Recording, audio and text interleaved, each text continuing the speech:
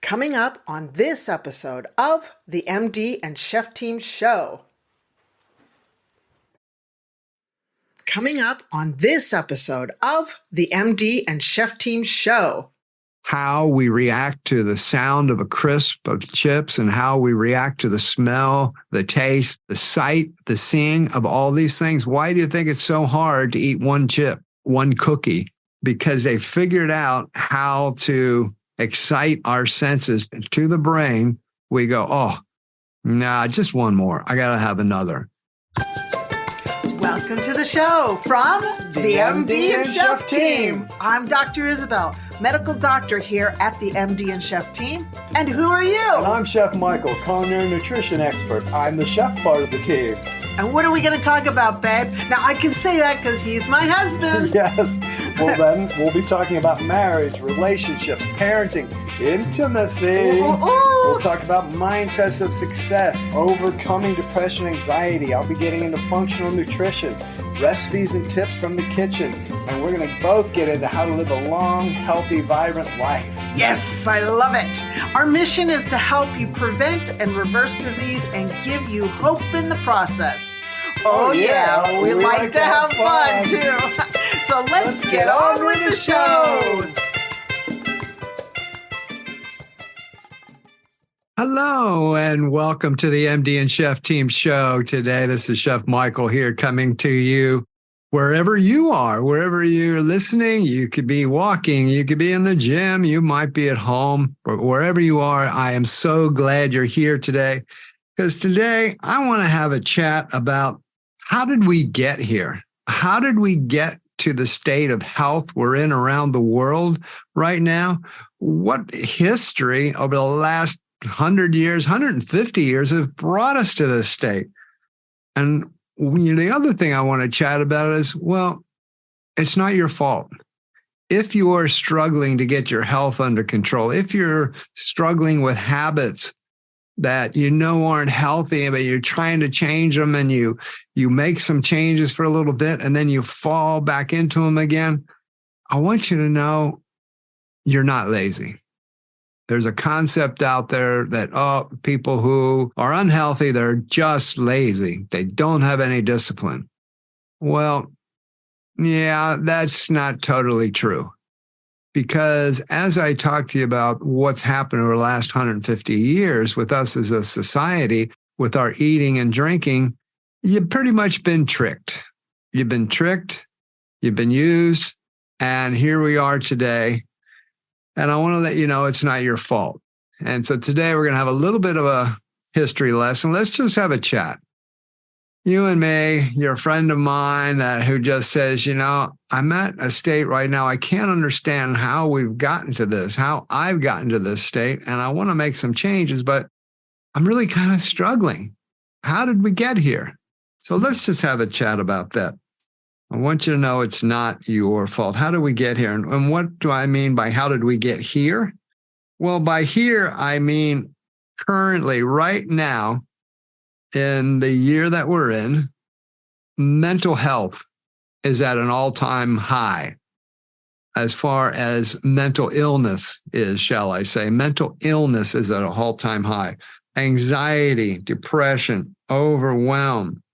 We've got obesity epidemics. We've got diabetes epidemics. We've got Alzheimer's and dementia skyrocketing like we've never seen before.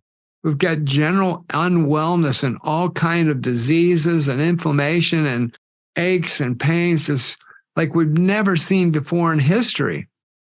And here we are in this amazing time, but yet our overall health has really been sliding for so many years.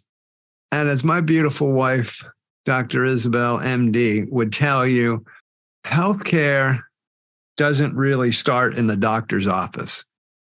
Because please understand where we've gone to today and the traditional medicine, the old-fashioned medicine is you go in, you have a bunch of symptoms, you've got things going on, and in a 10-minute, maybe 15-minute max appointment, consultation, you want to get fixed, right? And we're in a society now that we feel like, oh, okay, I've shown up, I got all this going on, And in 15 minutes, why can't I be fixed? I'm not fixed. I don't have the results right away. Just understand that right now, the old-fashioned traditional healthcare system is fantastic for acute healthcare, meaning you go with a broken bone. Yeah, you want to see somebody that can get that fixed. You got a major laceration or a cut or something where you got to have 25 stitches. Yeah, you want to have that person be able to, you're not saying, hey, Chef Michael, can you sew me up with 25 stitches and heal this? No, that's not my thing. And so, however, when we're talking about lifestyle medicine, we're talking about what has brought you to the state of general unwellness, we've got to get upstream. We've got to really find out what's brought you to this. And so what I want to chat about is what's brought us to this as a society. Because what has happened is a concept called the slight edge. And this is where we haven't gotten here in 1 year, 5 years, 10 years, 20 years. We've gotten here in 150 years as we chat about this history. It's been year upon year, decade upon decade, our health has been slowly declining as a society. Yes, medicine has been able to keep us alive longer, but not from what I see, and maybe you agree, maybe you don't, and let me know in the comments if you don't. From what I see, yeah, they're alive longer, but we're not alive healthy. Our long-term health is, yep, we're alive, but the quality of life, certain point just drops off. As an example, Isabel and I work with people who are preventing and reversing Alzheimer's. And what we know is that, people start to get to a point where they don't have any quality of life left. They don't recognize anybody. They might be lashing out. They could be problems. They've got to kind of be monitored in some kind of a dementia or Alzheimer's ward. And they can be alive for 5 years, possibly 7 years in that state. Yet the loved one isn't even recognized. So there's no quality of life, but yet they can be kept alive. And so what I'm saying is, that's not really what we're looking for. That's not what I'm talking about in long-term health. What I find so interesting is, and you probably heard this before, but Isabel and I, we always talk to people about, oh yeah, we're training for 100. And they all, training for, what are you talking about? Like 100-kilometer run or 100-mile run or 100-mile bike ride or what? No, we're training for 100 years young and healthy. We want to go to 100 years young and healthy and beyond. Why not 105? Why not 110? Because we can if we take care of ourselves properly. But I can guarantee you 9 out of 10 people, and this always surprises me, but when I say that to 9 out of 10 people, they looking like, oh, I would never want to live to be 100. No, I don't want to live that old. And it's like, well, why not? Why wouldn't you? You're here. Why wouldn't? But the concept is they're thinking like, oh, well, I know once I get to a certain age, it's going to be ugly. So basically, people are understanding that quality of life generally in society is very poor toward the end. So that's not what I'm talking about. I'm talking about living a high quality, optimal health, vibrant life until your last breath, where you're doing all the things you would do in life, including what Isabel and I would call the wild thing. We see ourselves as married now and been together 43 years that, hey, we've got another 40 years to 100. Well, a little less than that, but, 80 some years together and we're still doing it, shall I say. So why not? Why not? It's exciting. So, hey, let's get back into the history. How did we get here? The interesting thing when we look at the history of eating and drinking is that up until the 1940s, basically, I'm kind of using the USA as a model because everything they did back in the early 1900s kind of went off into the rest of the world, usually maybe a few years after or maybe a decade after. But up until the 1940s, late 1800s and 1940s, an item like cereal, breakfast cereal, there was no added sugar. There was none. I mean, what we know of today with this added sugar stuff, that didn't exist. There was cereals, but it was in the 1940s that the first person or the first company, General Foods, started putting in sweeteners. Well, actually, it was General Mills and Post Foods in the late 1940s, started putting sugar into cereals. And at that point, now all of a sudden, they are controlling how much sugar is in your food, not you, because they're adding it in. Before, somewhere in the 1940s, sugar wasn't added into food. If you wanted something sweeter, you added it in. But now all of a sudden, and it was pretty much mid to late 1940s, they started adding sugar into food. And what happened is when they started doing that with cereals, people went wild. All of a sudden, the gold rush was on, so to say, that they just started making all these cereals, all kinds of cereals with lots of sugars, and people went crazy for it. And they started buying. Of course, now the food company's like, yes, we got a hit. And they started going for it. And now all of a sudden, you start to get all these foods with sugars. And it was in the 1940s, it was around 1949, that a gentleman named Charles Mortimer, he coined the phrase convenience foods. There wasn't a thing called convenience foods up till then. Nobody ever heard of convenience foods. What is that? But all of a sudden, now there's what's called convenience foods. And yeah, can you believe that? I mean, today, you know, when we say something like, oh, convenience food, oh, fast food drive-through, all that kind of stuff, that's just part of life. But until the 1940s and 1950s, that didn't exist. Now, that was a little while ago, you might say, but still, this is the slight edge of nutrition that's brought us to where we are now. Same thing with fast foods. McDonald's was started in 1948. That's in the U.S. Taco Bell, 1954. Burger King, 1959. Domino's Pizza, 1967. Kentucky Fried Chicken, 1952. And then again, all around the world, here in New Zealand, where we currently live, in the 1970s, all those foods started rolling in here. And that started the rush of the convenience foods, the fast foods, and we now know all about those and what's going on with those.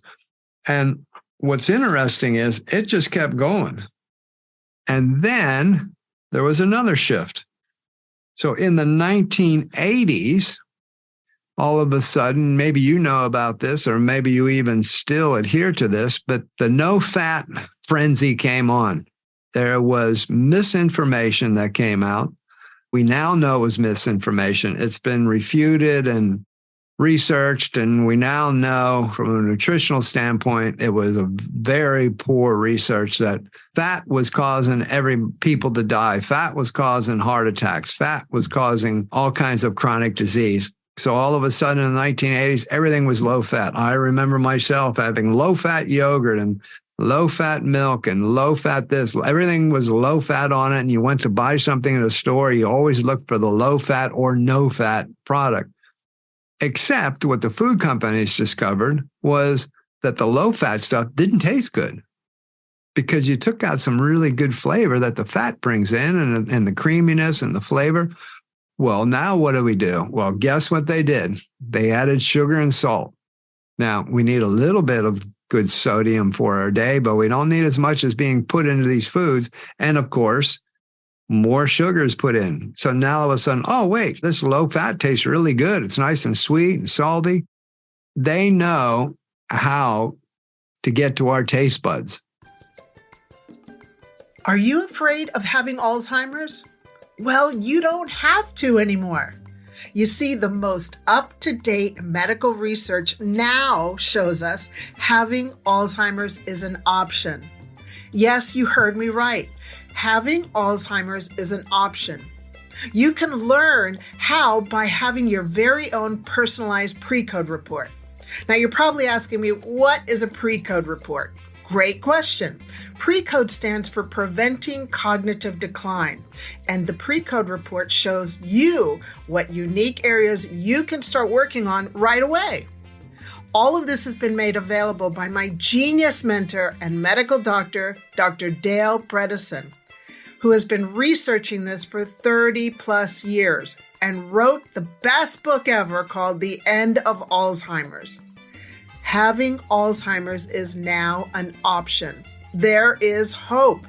For more information on how to get your pre-code underway, look for the link in the show notes. Now, back to the podcast.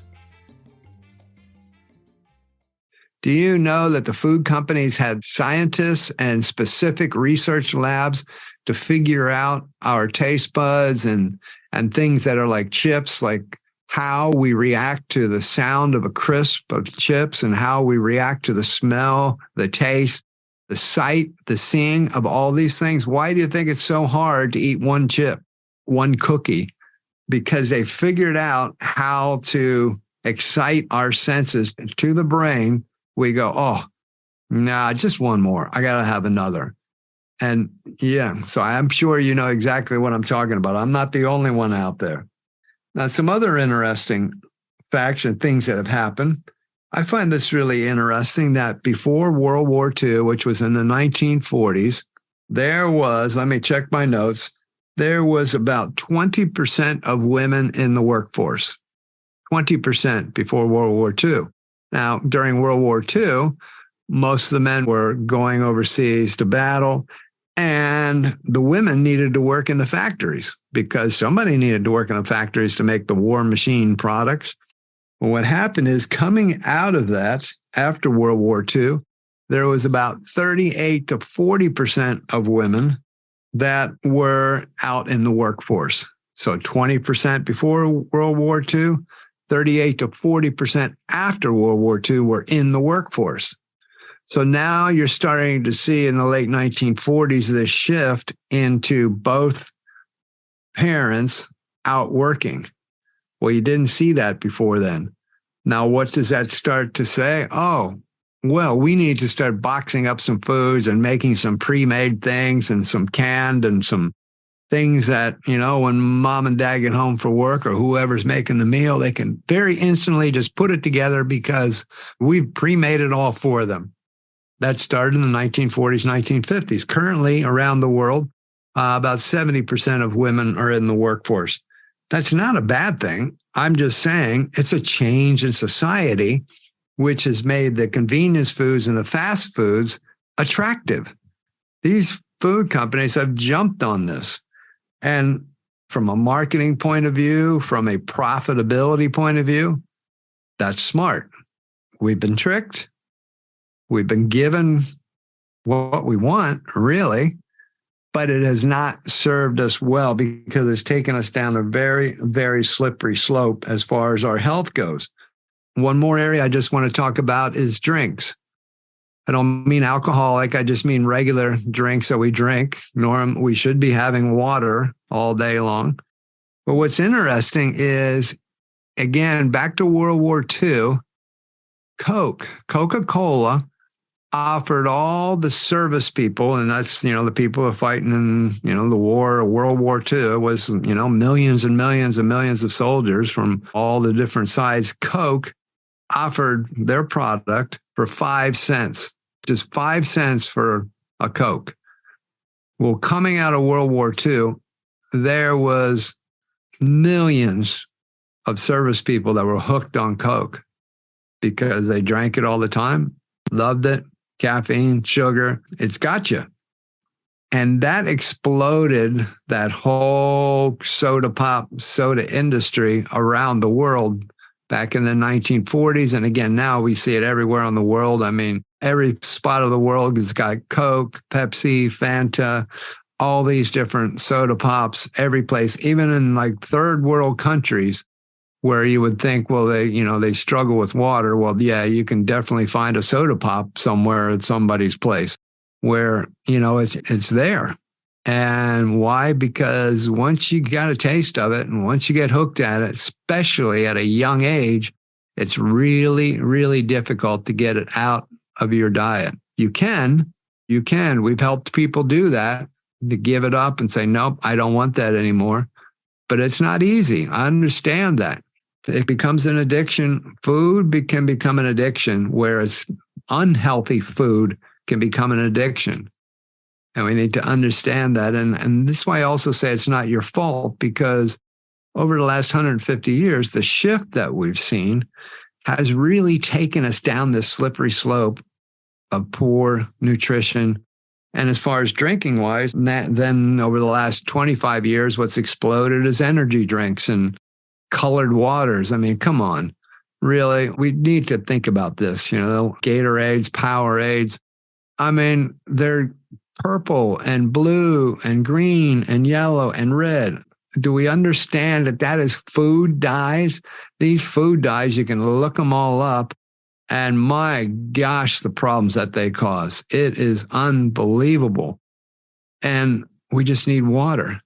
Now, sometimes, yes, we need the extra electrolytes. And there's some ways we can do that. Or we could even just put some pinches of Himalayan salt in there, a few other things to get us your electrolytes, but not if you were just having an everyday hanging out type of day where you're sitting there in the office drinking these drinks with all this extra stuff in it that's added. I mean, it's being marketed to you basically by athletes and, famous people, I guess you would say, and movie stars and all kinds of.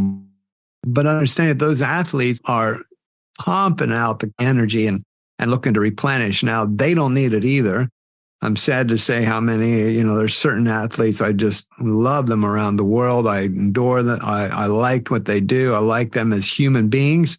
And then I see them advertising this stuff and it's like, oh, okay, probably not good. And energy drinks, the Red Bulls and all that stuff that's out there. I mean, there's shelves and shelves and shelves of them out there.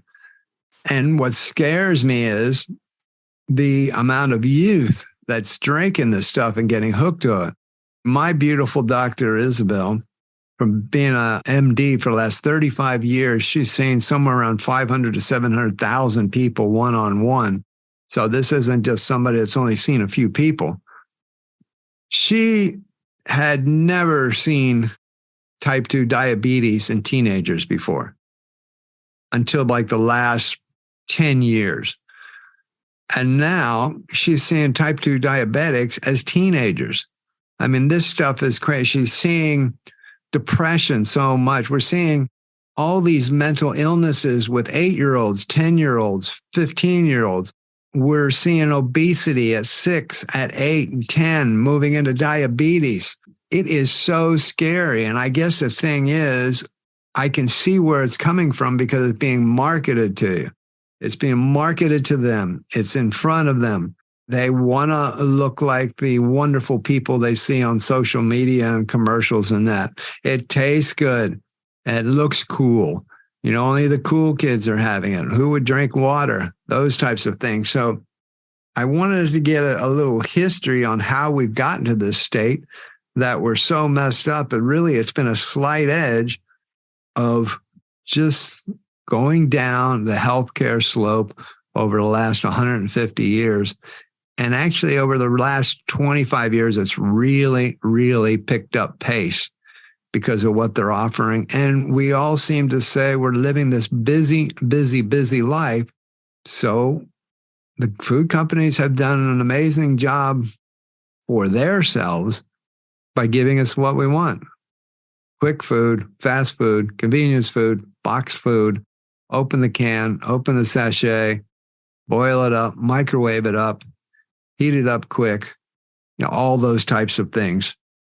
So I hope today, my goal is to help you to understand that we've gotten here, not just in a week, in a month, in a couple of years, and not even in 25 years, but we've gotten here in about 120 years, how this has happened. And it's really just picked up pace. It's picked up pace. Yes, there is something you can do about it. Yes, you can make a decision at any time you want to say, okay, there's a lot of unhealthy habits that I got going on here from a lifestyle point of view. I know they're not good for me, but I kind of hooked on them and I enjoy them and I love them. Just know that they have scientists in these food and drink companies working to make sure that you stay hooked. That's the bottom line. They are working to make sure, from a research and scientific point of view, that their products keep you hooked. because that's what they're in business for. But you can break that cycle. I know you can. I had my own food addictions, and not really from a drink point of view, but definitely from foods that, I needed to break. Total transparency, mine was potato chips. Loved potato chips, grew up on potato chips in my part of Pennsylvania and Pennsylvania Dutch country, which I grew up in. Big cans of giant chips. If you recognize this from what part of the world called Goods potato chips, big red cans. These were huge. I mean, I can't even explain to you how huge these things were. We had them in every meal. Potato chips, amazing, beautiful. And, for those who don't, know what kind of chips I'm talking about the crispy chips, not like French fry chips, but beautiful potato chips. And it wasn't until about maybe 5-6 years ago that I just stopped having them. I haven't had one. I might have had maybe about one time. I might have been somewhere at a party or something where I had a couple potato chips in the last 5 years, but that's it. I mean, I used to, when we would go away and maybe go on holiday for a little bit, my big thing is I got to have potato chips. I would buy 3 or 4 styles of potato chips and have like a potato chip tasting because, I'm on holiday. And I felt horrible for like a week because it would just blow me up, inflame me, throw my whole nutritional patterns off and my mind off. So you can break them. It took me pretty much into my 50s of my life to break some of mine, but they can be broken. It's just making a decision to say, no, I know you got me tricked. I know you got me hooked, but I want to get away from this. So I want to leave that with you today. Just understand it's not your fault. They've made sure that you're sucked into their products. You can make a difference. You can change that. And at any time, if you want to reach out to us here at Doctor on a Mission, myself or Dr. Isabel, we can help you through that process. That's part of what we do because we know that we can do it. You can do it. And if you want to live to many, many years, young and healthy, whatever it is for you, and not just kind of maybe just be here, but the quality of life is very poor. Well, if that's not for you, let us know. Reach out. We'd love to help you. We're here for you.